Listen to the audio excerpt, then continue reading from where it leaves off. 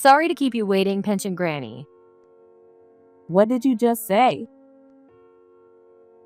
After taking her sweet time finishing a luxurious lunch, Megan looked me in the face and said this with a smirk. What? Didn't hear me? Maybe your hearing's going too with age. Living on such a modest pension, are you sure you can even afford a place like this? This is a high-class restaurant where poor folks don't belong. Swinging her designer handbag around, Megan spoke proudly. I felt my patience snap. Poor. Fine, let's settle this by cashing out my $100 million account. Megan burst into laughter at my words. She clearly didn't believe me and seemed delighted to have a new joke to share. Flashes of all the disrespectful things Megan had done to me over the years crossed my mind. There was no way I could let her behavior go unchecked anymore. She was about to find out the hard way that my words weren't empty. My name is Julie Turner. I'm 67 years old and live on my pension now. I do a little work on the side, but am not too busy and live a laid-back life. It was late in the year and the cold had become biting. In the northern states, people were already talking about snow. I put on my favorite lipstick and stepped out to take care of some errands. The town was buzzing with Christmas cheer. For kids and young people, it's probably the event of the year. Even at my age, I couldn't help but feel a little giddy. Walking past the festive streets, I entered the bank. Unlike the cheerful atmosphere outside, my task today was purely routine. I had come to change the account where my pension was being deposited. The bank was running a promotion where you could receive perks for setting up your pension payments there. Even small perks can be helpful in day-to-day life. So I decided to stop by. When it was my turn, I stepped up to the counter. Behind the young female banker, there was a distinguished-looking man standing as if supervising her.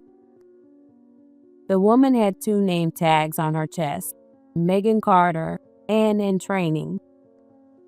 It was clear that the man behind her was her mentor. As I took a seat, I was immediately struck by Megan's heavy makeup. She had her eyes and lips done up as if she were headed to a party. When you're young, it's easy to overdo things, but her appearance was especially flashy. Still, I reminded myself that her makeup had nothing to do with her work. I'd like to set up this bank as my pension payment account. Thank you very much. Are you aware of our promotion? Yes, that's exactly why I'm here. Megan began comparing my bank book and ID before starting to speak. In Ms. Tanner's case, The man behind her tapped her on the shoulder. My name is Julie Turner. Megan had simply misread it. Her mentor immediately noticed and corrected her, saying, "How could you make such a mistake with a customer's name?" Hey, that's rude. Apologize to her immediately. However, Megan still didn't make a move. What's wrong? Don't keep the customer waiting. Megan finally spoke, her words strained. well, it's not my fault. My eyes were just a little tired. I couldn't help but feel exasperated. Getting someone's name right is a basic part of doing business. Regardless of the reason, a sincere apology is necessary to avoid leaving a bad impression. I'm very sorry, Mom. The male supervisor pushed Megan aside and offered to handle the rest of the interaction himself.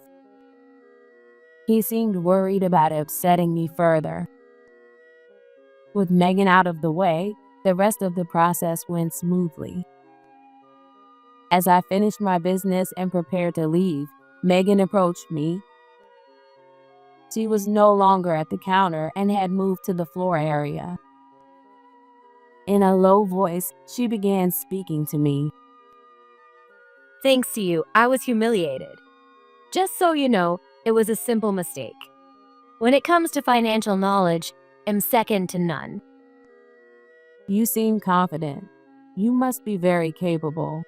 A small mistake like that is no big deal. Just be more careful next time, okay?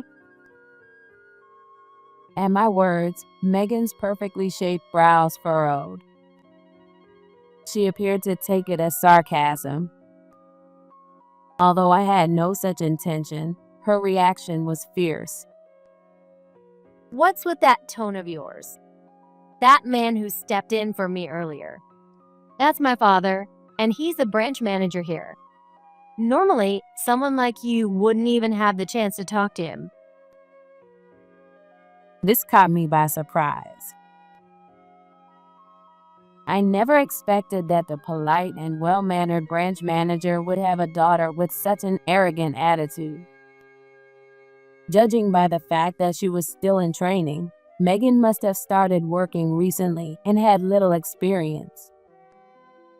Even taking her status as a newbie into account, her behavior was incredibly inappropriate.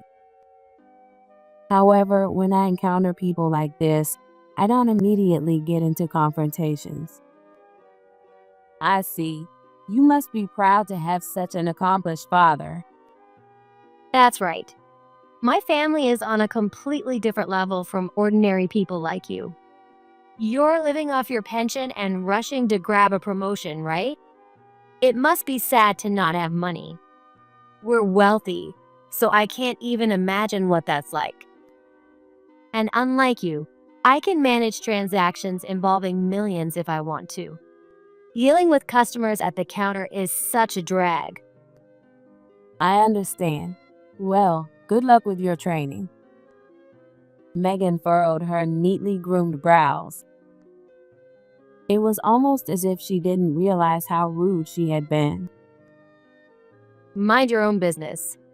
I don't need a lecture from some old woman. Now, if you get it, hurry up and leave. I'm busy. Considering she had been the one to start the conversation, her claim to be busy seemed rather dubious. Perhaps she had been spoiled her whole life. My life experiences told me it would be wise to avoid getting too involved with someone like her. Even though being called an old woman upset me, I decided to let it go and leave quietly to avoid any trouble. But as they say, bad things come in waves. I would end up crossing paths with Megan again. The month after that unpleasant experience, I visited the bank to withdraw my pension. It was a busy day, with a long line of customers waiting in front of the ATMs. The counter seemed less crowded, so I decided to head there, only to find Megan handling the counter. This small-time stuff is such a waste of my talent. Last month, it was the promotion, and now it's pension withdrawals. A capable person like me shouldn't be stuck with this kind of work. Let's get this over with already. It seemed she wasn't being supervised today, so Megan was speaking her mind without restraint. I handed over my cash and passbook as Megan muttered complaints under her breath. As I tried to check the fine details in my passbook, my vision became blurry, so I placed my glasses on the counter to take a closer look. Megan, eager to call the next customer, began tidying up the counter. In her rush to dust off the surface, she knocked my glasses onto the floor, scratching the lenses. Oh no! Even as I struggled to bend down and pick them up, Megan acted like nothing had happened. She simply said curtly, It wasn't on purpose. her actions didn't seem intentional, so I wasn't planning to blame her for it. But the fact remained that my glasses were damaged. I had hoped for a word of apology or some kind of concern, but my expectations were in vain. The lenses are scratched. What should I do? What do you mean, what should I do? Are you asking for compensation or something? Don't be so petty. Or are you saying you dropped them on purpose to blame me and get some money out of it? That's not what I'm saying, but I can't see clearly with these now. As I genuinely struggled to deal with the situation, Megan busied herself with exaggerated gestures, pretending to look stressed. Why are you taking so long? If you're done, leave the counter immediately. It's a nuisance to have you lingering here. A nuisance, you say, but still. The cold attitude really got to me. Even so, I couldn't help but keep inspecting the scratch on my glasses, holding them up to the light again and again. You're so bitter about it, aren't you?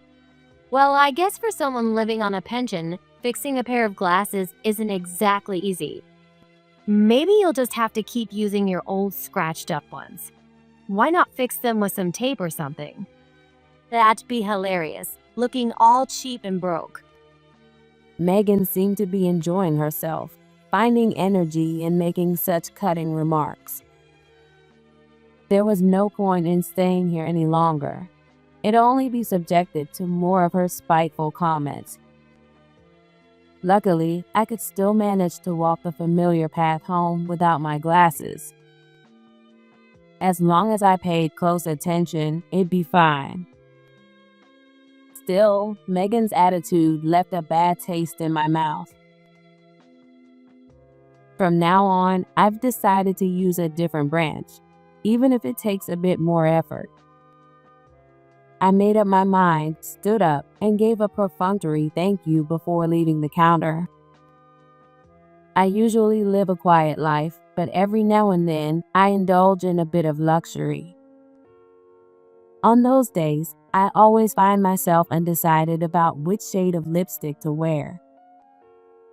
On one such day, toward the end of the year on a Sunday, my daughter Michelle invited me out for lunch at an upscale restaurant. The place was renowned, and apparently there were long lines every week. We joined the back of the line. About 30 minutes passed, but knowing we'd get to dine at such a talked-about spot made the wait feel worthwhile. Michelle and I chatted, catching up on life. I had no idea there was a restaurant here. The main location is in the heart of the city, but this one just opened recently. I've always wanted to come here with you. Suddenly, the line moved forward significantly, and we advanced several feet. It looked like we might get seated sooner than expected.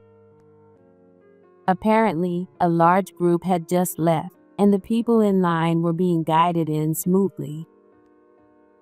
We quickly found ourselves near the front of the queue. At this rate, we might get a table sooner than we thought. Let's hope so. It's freezing out here. As she pointed out, the spot we were standing in was right by the entrance, where a cold draft came through each time someone walked by. It wasn't a place we wanted to linger for too long. It's fine. It's just lunch, so it'll probably take about an hour, right? I'm sure a table will open up soon. You're right. The course here is supposed to take about that long. Just a little more to go, I guess. But after that, the line barely moved. It's frustrating to see people eating right in front of you and still not have your turn come up. When we asked the server, they told us it'd only be a little longer, but there was no sign of any tables opening up. The staff approached a woman at one of the tables and asked her to free up the seat. She was probably a customer who had arrived quite a while ago. Apparently, even though her meal was finished, she was lingering at the table. Despite being asked several times to give up the spot due to the crowd, she didn't seem to care. Finally, after several attempts, the server insisted again, and the woman raised her voice. I'm a customer. You have no right to talk to me like that. Or should I post a review saying this place kicks out its customers? That haughty tone sounded familiar.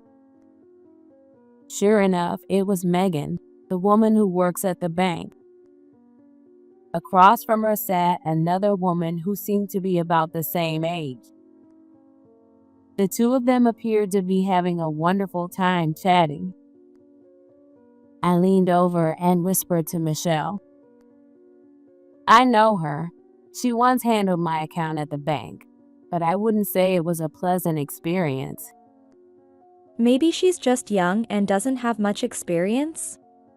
Megan's behavior couldn't be brushed off with such mild words. But explaining this to Michelle was easier said than done. I don't think it's just that. Anyway, running into her on my day off is just plain bad luck. I then began to recount to Michelle what had happened the other day. That's awful. She might come from a good family, but her personality is terrible. Look at her now, bossing around the staff. Michelle was also upset. In front of us, Megan's loud, aggressive voice echoed through the restaurant. For those around, it felt like the mood for a pleasant lunch had been completely ruined. In the end, it took 2 hours from when we first got in line before we were finally seated. Waiting in the cold near the entrance had left our hands and feet completely frozen. Megan and her companion had just finished chatting, paid their bill, and were on their way out. We crossed paths with them in front of the register. At that moment, Megan spoke up. Oh, you're finally getting your lunch. Sorry to keep you waiting, pension granny. What did you just say? It seemed Megan remembered my face. Still, her words were an appalling insult. The idea of respecting others, especially customers, seemed entirely absent from Megan's mind. Michelle stood beside me with a horrified look on her face. Oh, you didn't hear me? Maybe your hearing's going too with age. Are you sure you can afford a place like this on your meager pension? This place is way too upscale for poor folks. Megan swung her designer handbag around proudly as she spoke. I felt my patience snap. Or, fine, then let's settle this by closing my $100 million account. For a moment, Megan stood dumbfounded, her mouth hanging open. Her bright red lips twisted into a smirk, and then a loud laugh filled the room. What did you say? $100 million. That's completely delusional. Your account barely had a few $1,000s in it last time I checked.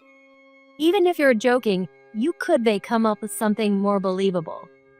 I just can't understand how poor people think. Well, if you can't understand, that's fine.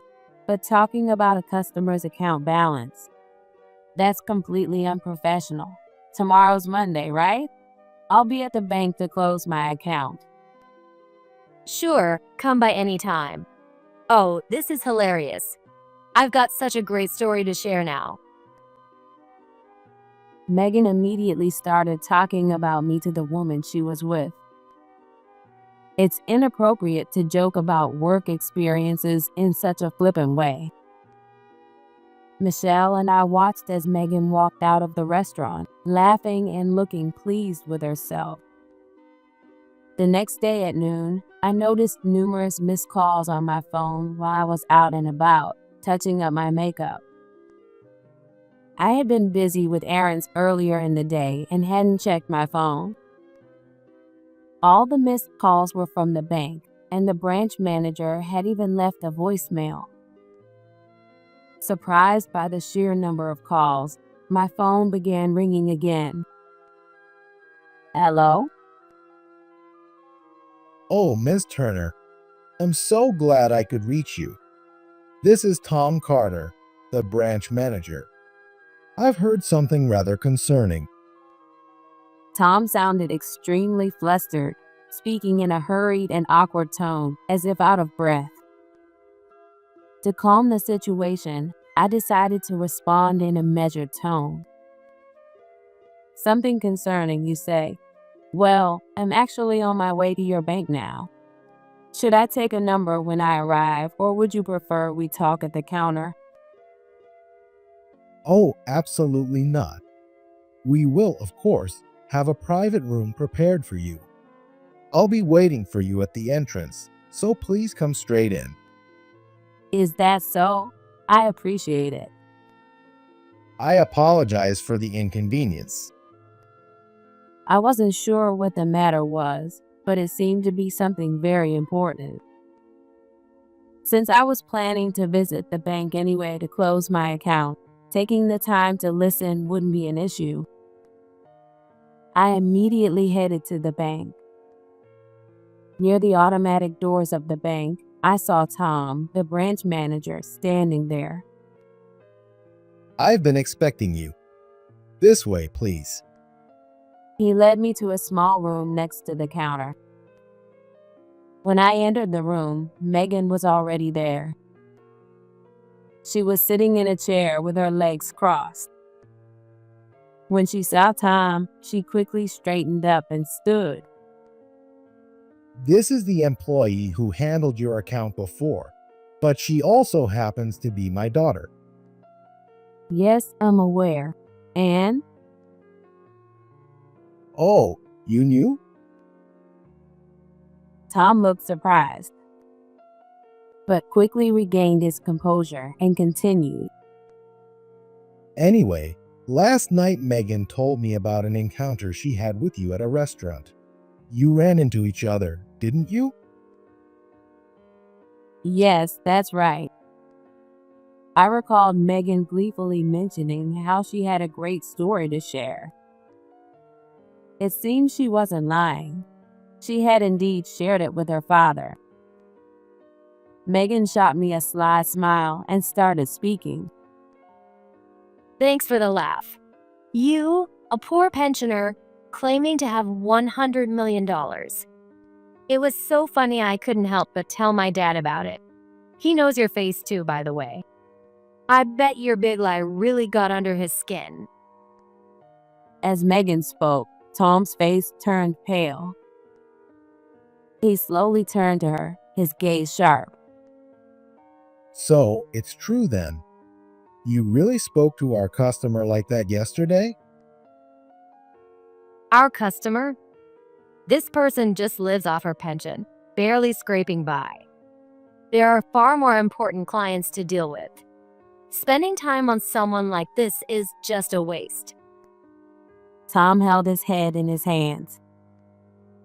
Meanwhile, Megan seemed completely unaware of how terrible her words were, brimming with confidence. Dad seemed a bit skeptical of my story earlier, but now it's clear, isn't it? Apologize for claiming you have $100 million, you liar. Pointing a finger at me, Megan spoke without hesitation. Beads of cold sweat formed on Tom's forehead. Well, Miss Turner, I deeply apologize for my daughter's rudeness. It's fine. Your daughter is quite fiery, isn't she? Either way, I had already made up my mind. I'll be closing my $100 million account. That's the last thing we want. I felt sorry for Tom as he pleaded with a troubled expression, but I was determined to stick to my decision. Meanwhile, Megan didn't seem to grasp the seriousness of the situation. Dad, why are you even saying that? This old lady's account barely has any money in it. Who cares if she closes it? If anything, cutting down on these pointless accounts would make operations more efficient. She puffed out her chest as if she had come up with a brilliant idea. Tom let out a deep sigh. You still don't get it, do you? Miss Turner here is an advisor for Turner Cosmetics. The company's deposits total $100 million. A few seconds of silence followed. It seemed Megan needed a moment to process what Tom had said. Then a shrill voice echoed through the room. What, you mean you're the founder of Turner Cosmetics? Megan's jaw dropped, her mouth gaping wide enough to seem almost unhinged. Her heavily made-up face, complete with bright lipstick, twisted into a comical expression. That's right. I founded the company, though now I've stepped back and serve as an advisor. My daughter Michelle is the CEO. Oh, and by the way, the person who was with me when you came out of the restaurant, that was my daughter. You run the company as a family, so you're nowhere near poor. Megan, ever simplistic in her thinking, still seemed fixated only on my financial status. I usually spend my time at home and only occasionally offer advice to the company. This morning, I had a small meeting to attend. If it weren't for that, I would have been here first thing to close my account. This old woman is someone so important. Unbelievable. I mean, just look at her. She dresses plainly and lives on a pension. I'm not a fan of flaunting wealth. I especially dislike people who wave around designer goods like trophies as you do. While I have income and assets, I prefer to leave them for my daughter and grandchildren. That's why I live as modestly as I can. Megan gritted her teeth, shaking her head repeatedly. She clearly couldn't comprehend my lifestyle. I've always felt something was off about your customer service. As a fellow business professional, I find your attitude intolerable. And more than that, I'm a customer. Why should I have to put up with such unpleasant experiences to do business here? There's a banker at another institution who's been providing excellent service and even reached out to me. I think it's time I move my assets there. Liar. I don't believe it. Someone like you, an advisor for that big company? Megan spat as she spoke, wiping her mouth. Her heavy makeup had smudged, with lipstick bleeding out in an unsightly way. Megan, enough. Learn your place. Your attitude is completely unacceptable. Fine. From now on, I'll be more careful with important people like this. That's not what I mean. It's unacceptable no matter who the person is. Discussing a customer's transactions or assets is strictly prohibited. And on top of that, you've said incredibly offensive things. What were you thinking? As Tom reprimanded her harshly, I added my own words. Your Megan doesn't seem to understand basic decency. When she first got my name wrong, she refused to admit her mistake. The next time I dealt with her, she scratched my glasses and didn't even apologize. Anyone working in a professional role should know how to act appropriately in situations like these. It seems to me she's missing something fundamental. Tom stood up, got down on one knee, and deeply apologized. I'm utterly ashamed. I may have spoiled my daughter too much. I will sternly address this, so please, if you could find it in your heart to be lenient about this matter. I kept a stern expression and remained silent. After a pause, I spoke slowly. No, I will close my account. I've appreciated your help as the branch manager up until now, but I've decided to cut ties with your bank." A long silence followed. The quiet was finally broken by Megan. Come on, Dad. Just forget it. She's just a stubborn old hag who won't listen, no matter how much you apologize. We've got plenty of other good customers, don't we? Let's just move on and focus on them instead of wasting time on a complainer like this. What did you just say? Tom asked in a low voice, but it didn't seem to faze Megan. She didn't notice how tense Tom's expression had become. What? I'm just talking about being efficient. Sure, maybe I've made a few mistakes, but when it comes to finance, no one can beat me. With my skills, I can attract even better clients. Enough. Tom's voice boomed so loudly it echoed throughout the bank. I've had it with you. Your arrogance is beyond belief. Frankly, your so-called skills are nothing more than baseless illusions. To be honest, you wouldn't even be in your current position without my connections. That's not true. Other managers have said I'm talented. Tom crossed his arms and shook his head as if in disbelief. You've been favored because you're the branch manager's daughter, though I do know you've made some effort along the way. That's why I hope you'd grow into someone with genuine abilities. Fine. I'll dedicate myself to my work from now on. No, this time, it's unforgivable. You treat customers like they're nothing more than a source of money. I'm cutting ties with you as my daughter. Pack your things and leave the house. I want you out of my sight. It was a clear-cut declaration of disownment and, effectively, a termination of employment. For Megan, this meant losing both her support system and her job. Compared to her previous lifestyle, it would be a dramatic fall from grace. Even so, Tom seemed far from satisfied. I've always known you had a selfish streak. That's why I tried to teach you time and again, didn't I?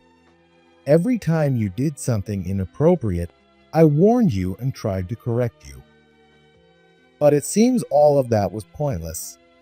If this continues, it will affect my work as well. As both a father and a boss, I can no longer take care of you. Wait, Dad. I am no longer your father. I never had a daughter to begin with. Now, get out of here. That's so cruel. How can you say such a thing to your own daughter and your precious family? I even got a job at the bank to follow in your footsteps. Megan began to cry, but Tom didn't waver. After a while, Megan seemed to realize that sulking wouldn't change anything. She slumped into a corner of the room, pouting. Her earlier tears now felt like shallow theatrics. Ignoring Megan, I urged Tom to proceed with the account closure process. Once that was done, I left the room, seeing no reason to stay any longer. A week later, I had an important meeting, and I went to a prestigious salon with my daughter Michelle to meet a valued client. This salon was the most highly rated in the area and was known for attracting celebrities. As we observed the elegantly decorated interior, Michelle leaned over and whispered something to me. She's here. Following Michelle's gaze, I spotted Megan. I had already told Michelle about the incidents at the restaurant and the bank the following day. It seemed Megan had left a lasting impression on her as well. Before long, Megan's piercing voice rang out. Don't you people understand the basics of customer service? I've been waiting forever. You could at least comp part of my bill, right? For every minute I've waited, knock $100 off. My time is worth that much. Even when the staff explained they couldn't offer a discount, Megan wouldn't back down. I could sense an aura of frustration radiating from Michelle as she watched the scene unfold. She seemed upset at the hypocrisy after making so many people wait at the restaurant. Megan couldn't tolerate even a brief delay herself. Michelle strode confidently toward Megan. Do you think you're some kind of princess? It's okay for you to make people wait, but you can't stand being kept waiting yourself? And then you demand compensation? That's incredibly entitled behavior. Megan turned sharply and glared at Michelle. And who do you think you are? I'm her daughter. Michelle gestured toward me. At that moment, the color drained from Megan's face. I wish she would just leave, but instead, she approached me, almost clinging. Because of you, I've lost my home and my job. Please, it's not too late. Can you talk to my dad?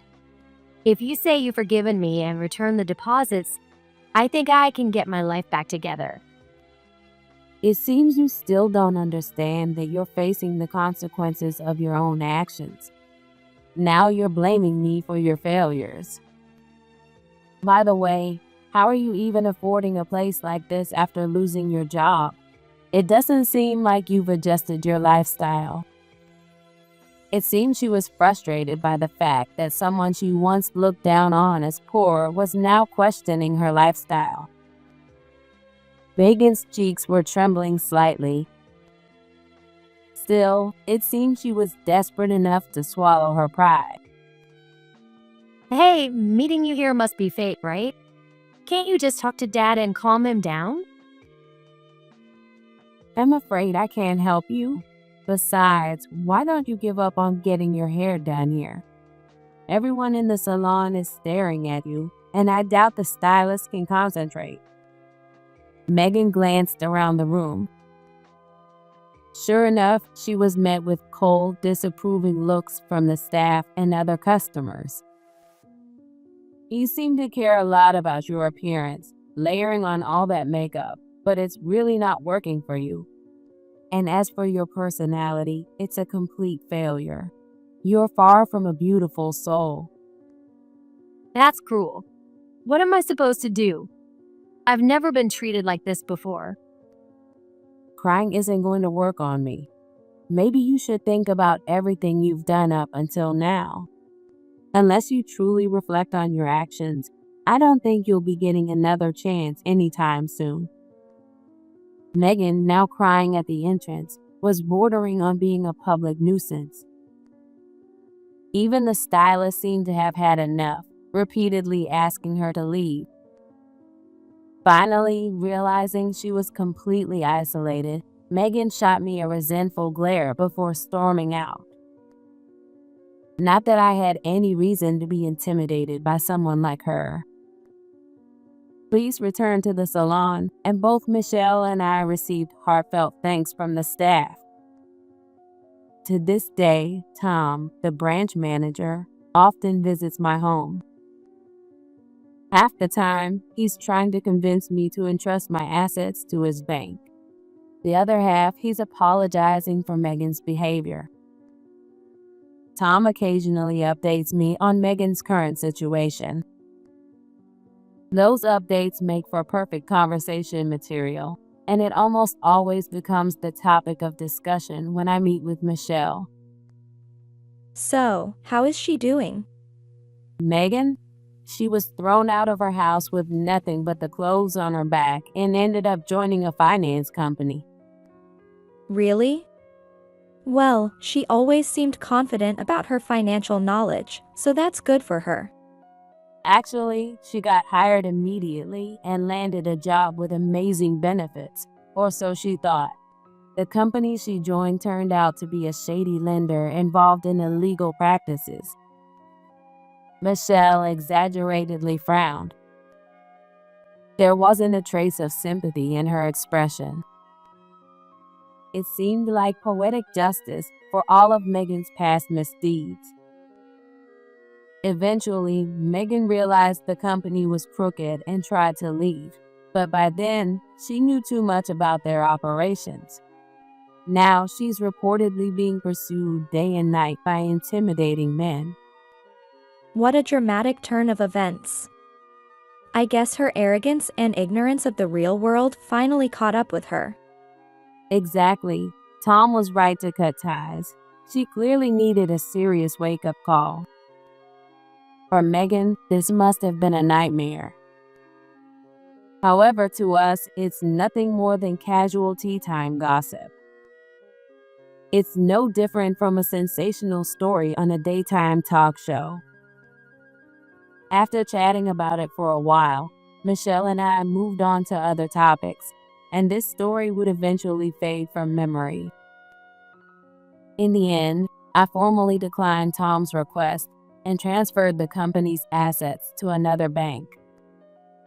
I also moved my pension account, severing all ties with his institution. These days, I live a quiet life, focusing on leaving as much of my wealth as possible to Michelle and my grandchildren. One of my simple pleasures is buying lipstick. I have a dedicated stand in front of the mirror at home, showcasing a collection of every shade imaginable. For me, makeup is a way to boost my spirits.